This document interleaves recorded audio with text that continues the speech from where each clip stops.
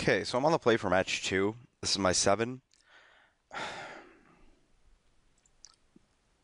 I think that's a close decision. I opted to ship because the cards that I had, the Valley Dashers, if I miss on the one draw step I have, they get astronomically worse. So that hand is like just not like there's hands where if you miss a turn, you can come back. That's not a hand where that happens. At least I felt. Maybe I was wrong.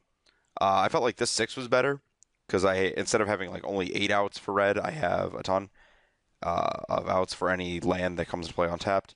The other thing too is I had to come to play tapped red source. I could have drawn in that last hand to make this card terrible. So, but long story short, well, you'll just see real fast. Oh wait, that's not a land. Also not a land.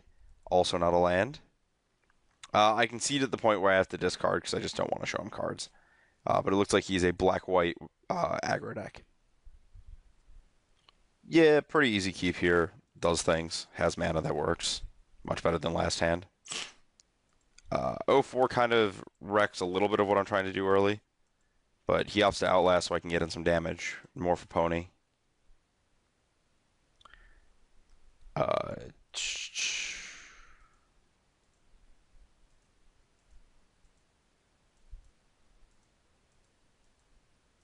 I give him the opportunity to trade here. So that I can ride down and get the 2 for 1. I'm not sure. My thought, I guess I could have saved the ride down, but I thought that like I'm gonna have to use it on the Outlast guy eventually. I figured doing the most mana efficient thing to get ahead with my like Tempo We aggro deck early and get 2 ticks in on or 2 plays in on 4 was the best thing. So I don't know if it's 100% correct, but it's certainly considerable. So I draw the second white. Uh, so this attack with everything is debatable. Like it's possible that I just want to have 4 power of flying each turn. But instead I offer him up the double trade to clear the board. So, well, clear the board because I get the pony. But in retrospect, the more I think about it, it's very possible that this trade here on the morph was not necessary. I guess just with all the goblin tokens, I'm significantly ahead to the point that I felt like I didn't need the other flyer. Like he's at 14, so I need some amount of reach.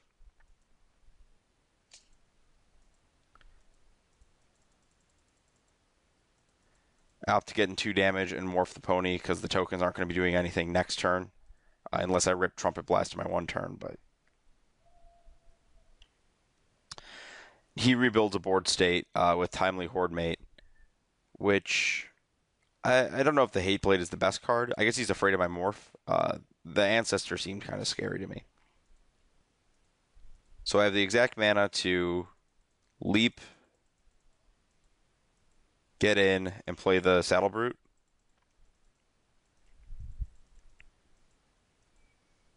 And I'm looking okay here until this happens. As you'll notice, these are all warriors. So he squads. I think for a bit. I'd rather have these guys to block later. I decide to block here on the basis of the trick is going to kill my guy anyways at some point. Except for its feet and not the trick that I thought he has, which was Awaken the Bear. Plus, I guess this is his last card. He's going to have to shove with the squad anyways. Like, it's not like he can just rush plus attack with this. I don't really think he's in a reasonable spot to save rush either because it just gets worse over time. So I guess I don't think I can really expect him to have the trick. And blocking here just isn't an option because it trades. So I don't know if there was a good way to play around that card. But yeah. He gains his approximately 1,000,000 life. And I get to work on trading off boards. Obviously not playing the Dasher because that would be a disaster. Just have it run into a 3/4 or 3/3 immediately.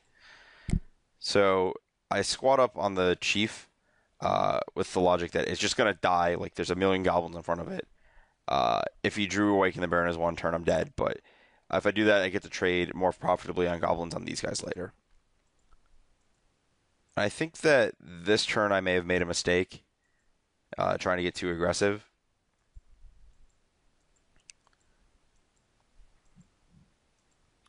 I think that the correct play this turn is actually just send with two goblins and a flying master and play the horde ambusher as a morph. So I don't actually let him trade his hate blade for a X2, and I have this back to trade for the timely guy.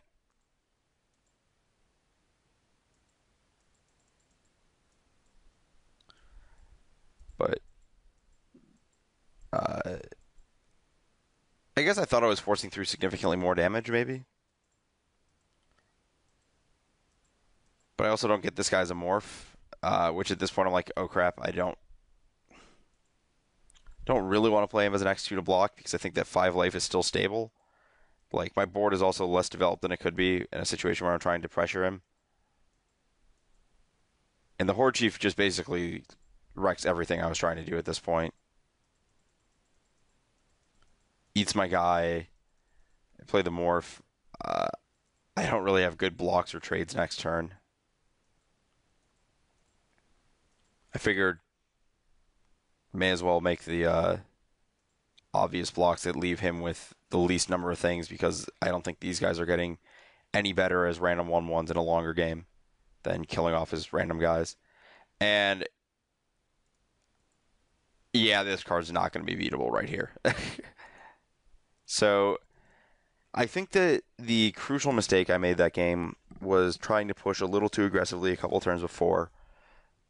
He did have a lot of things to come back into that game, but I think that I could have had some more onboard resources moving to this point to be, not Rakasha or Rakshasa Death Dealer, but like any other normal creature. So our effective one game match ended in not our favor.